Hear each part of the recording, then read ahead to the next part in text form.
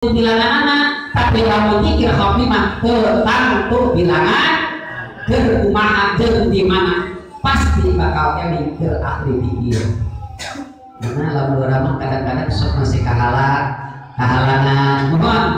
pada gitunya gitu pada masih kehalangan utamanya halangan kena itu aja nolak macam bebersih sebenarnya tak ayah pikir anu teu kahalangan keur kumaha bae pikir urang Allah kata itu disebutkan pikir hati pikir anu aya dina hati kadang teh di jalan mah kitu tapi hati mah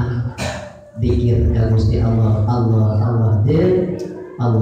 sabab kurang rasa amun rasa cinta terhadap Gusti Allah pasti bakal dibatkeunana Allah eta parentahan ieu teh yakin bakal ngajakeun ashabul yamin hadina ahli katu gitu bisa parentahan Gusti Allah lain ngumpul urang contona urang dikir takmir tahlil ditakbir tapi seueur anu kudu digarap urang lamun urang selesai dijadikeun ashabul